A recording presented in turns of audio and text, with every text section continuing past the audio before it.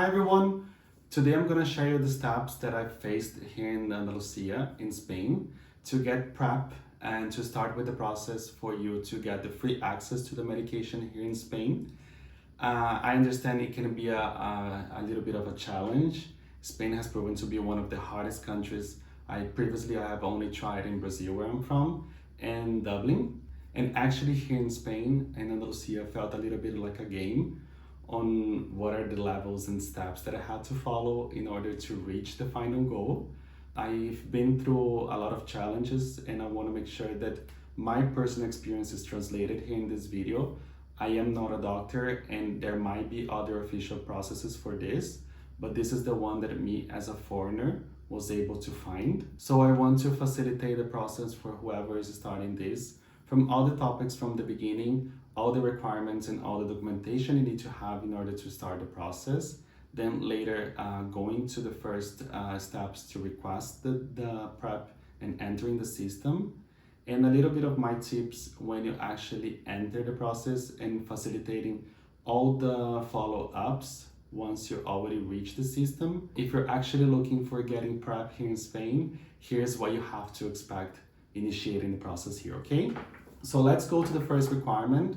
I'm gonna focus a bit more in the foreigner aspect of this. So make sure that this applies to all Spanish residents. When you're a proper taxpayer and everything's okay with you being registered as a Spanish resident, you're gonna have a green NIE. That's extremely important for you to initiate the process, okay? So once you have the green NIE and you're properly empadronado, so you already have your residence here and you made sure that you did the empadronamiento, you can start with getting your tarjeta sanitaria, which is the Andalucía health card, okay? With the tarjeta sanitaria, you will be able to initiate all the processes like going to the family doctor, having access to the free healthcare system here in Spain. So not only for PrEP, this health card is extremely important. And I suggest you to do it as soon as you move to Spain, okay? So for you to get this card, you will need a copy of your passport or any other ID identification. You're also gonna need a copy of your NIE or DNI, if this applies to you. You're gonna need a copy of your empadronamiento. It's really nice that you don't have to wait for the official one, which may take a few months. Once you go to the empadronamiento, they give you a paper with handwritten information and a stamp. This can already be used for you to go to the health care center and initiate the request to get the Andalucía health card. So that's really important for you to know that you don't have to wait for those months. And you're also gonna need the Spanish Social Security number. This I'm gonna open a parenthesis as well for those who are foreigners. I don't know if it's the same for you, but I initiated the Social Security number outside Spain when I was being transferred to here. So my address was outside Spain in the Social Security number. This address needs to be here in Spain, most preferably to where you are empadronado. Make sure you go to the nearest agencia tributaria here in your area. They were really nice and helped me changing the address in the reception itself.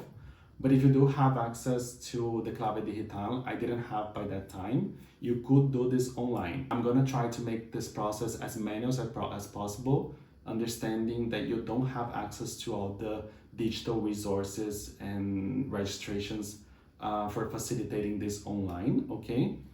But make sure that the Social Security number address is here in Spain. Bring a copy, Spanish bureaucracy love copies, so bring everything. You're gonna fill a form, bring to the health center near your house, so you can search the Centro de Salud nearby your house.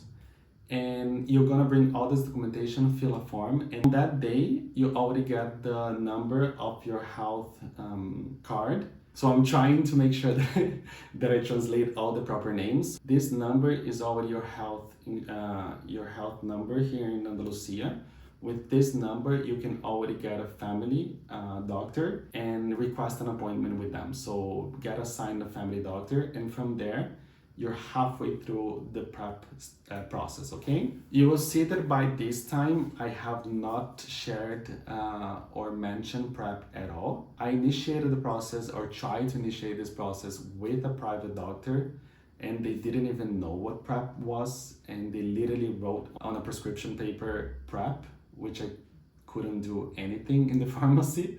So I learned that here in Spain, you have to go through the public system in order to get access to the free PrEP. And also I dealt with a lot of misinformation when I was actually talking to receptionists in the Centro de Salud, or people, or even people around me. I've talked to a friend who was actually in school for becoming a doctor, and they had no idea what PrEP was.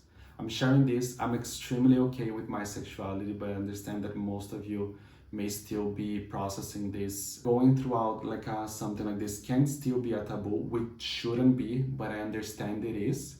I just want to make sure that you protect yourself and only do whatever is comfortable for you during this process. So with your family doctor, you're gonna share that you want to start and initiate the process for getting PrEP. Be ready to explain in that moment what PrEP is, and maybe even share this video with the doctor. I don't know if they speak English. It would be nice if you're ready to explain that you have to be directed to the, and I'm gonna say this as the term they use it here in Spain, okay? Which is the infectious disease department. So I'm gonna write it here. I hope I spelled this correctly. It's the Consulta de Enfermedades Infecciosas, okay? And then this is the department that in both provinces that I did this process, which was Malaga and Sevilla. This is the department who took care of the PrEP appointments and providing you with the PrEP medication, okay? You ask your doctor to be redirected to these services, but you can disclose in that moment that you're actually looking for getting PrEP. They have to put this in the system. At that moment, it's extremely important that throughout this process, you provided a Spanish number, a Spanish phone number, to be more precise. I don't know if the Spanish system is ready for you to input foreigner numbers, so make sure you have the Spanish number. This will facilitate your process, because from this moment, after the family doctor appointment, you have to be on your phone 24 hours. They will call you to make this appointment, and there's no other way for you to confirm if you don't pick up this call. I missed my first call, so I had to start the process again from the beginning, going back to the family doctor and waiting. This call can take months. And from this point, I also want to address, if you move cities, I moved inside Andalucía. I had to start the process from the beginning, from bringing all the documentation to the health center place near my house. And by that moment, you keep the same health number that you had. I had it in another province. So in Andalucía, you have the same number. However, you have to register the family doctor, a new health center, and initiate the process and wait for the call again. Okay, so if you move cities, after you do the empadronamiento in the new city, you have to start the process again. That's the part that becomes more challenging, and which I think should be a little bit more facilitated, okay? Let's put this on the side and focus on what to do in the day of the appointment. If you have the Click Salud app, you will have under Mis Citas the location, the exact location of the site that you're gonna have your first PrEP appointment. If you don't have the app, make sure when you pick up the call and you confirm the appointment, you annotate the exact place that you're going to do the exam. This is really important, because usually in these phone calls, they are rushing. They are extremely nice. We're talking about Andalucía people. They're extremely nice. It's just they are working, they are on a rush. Make sure you explain them that you might not be comfortable with the English, and annotate the exact building and place. On the day of the appointment, I always arrived at least half to 1 hour earlier, because it was a challenge to find the place to do the first appointment, the exam. In Malaga, It's in the in both in Malaga and Sevilla is in the university hospital of the city. I also arrived and said like I need to go to the consulta de enfermedades infecciosas floor, because if you say PrEP they don't know or have any idea what that is. It's really important that you say this, because then they're going to redirect you to the right place. In Sevilla the hospital is huge, so it has different buildings. So arrive early so you can reach the proper place, and make sure you look for that department, okay? By that time, you already reached the final goal, almost, which is getting the proper doctor. And from here, you will be supported in the best way. They are amazing. It's hard to get to them, but once you do it, they literally draw all the steps that I had to follow in order to make sure that I continue to get PrEP in whatever I had to do. So from this point, follow only what your doctor tells you to do. I'm gonna share you my experience just so you have an idea, but this was different in Malaga and then in Sevilla. So I truly believe this can be different from cities. Make sure that you get a paper and ask them to write a diagram of what you have to do to follow in your city, okay? In Malaga, I was able to do the blood exams in the health center near my house. But in Sevilla, no, it's always on the university hospital every 6 months. In Malaga was from 3 to 3 months, alternating from the health center near my house and the hospital. It's really important that you follow this. If you don't comply with the blood exams on the time frame that you have to do, if you don't pick up following up calls, in Malaga they do the follow-up exams via phone number. It's really important that you be aware of what is the follow-up process in your province. I'm sharing this both experiences, and this can differ from big to small cities, okay? The medication you're going to collect on the same hospital you did the exam. With your Andalucía health card, you go to they are gonna redirect again. At this point you're already like supported. You know who to reach out inside the hospital.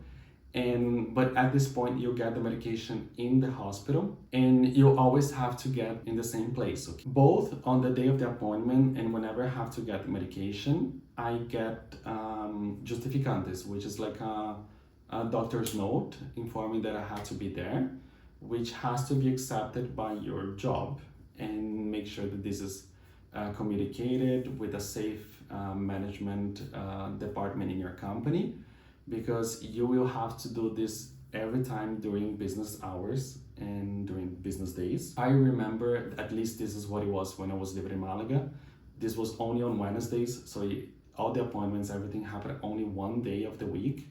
Here in Sevilla, I was able to see a little bit more of a range, but know that they will give you prescriptions. They will give you doctor notes for all of this, okay? Another really nice thing, during the appointment, you make sure you communicate with the doctor all the vaccines that you've taken in the past, and they're also gonna do some tests to check if you have any immunity to other sexually transmitted disease or infections. Sorry if I don't use the proper English reference for this. With this, they're gonna complement the vaccines that you need. In my case, for example, they complemented the monkeypox vaccine, which was really nice. This is also done via a second appointment, phone call appointment. Your phone's gonna be your best friend here in Spain. It's always, for me, I never imagined myself having the phone ring in maximum volume. Now I understand that this is a necessity here. I understand the process can be a little bit like a challenge, but it's extremely important to share this and make sure that communicate this. We have to facilitate this process. From my experience in other countries, getting PrEP is way much quicker, is way much easier. I'm 33. I'm only imagining what a young adult has to face here in Spain for talking about their sexuality, understanding this, and even if that information is spread out there, a lot of my friends here have no idea what PrEP is, and whenever you touch that subject, people still face this as a huge taboo, which it shouldn't.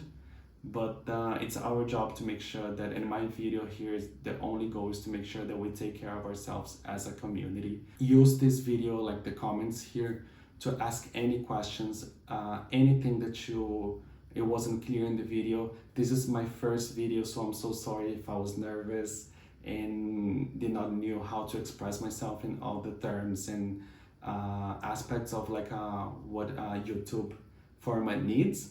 But if you actually have any suggestions or you want me to do a follow-up video, I'm still not 100% comfortable to do this in Spanish, but I hope English can reach everyone here. And yes, thank you so much for your time. For if you reach this at the end of this video, I don't know, like and share this with your friends. Thank you so much. I hope this can help you, and take care of yourselves.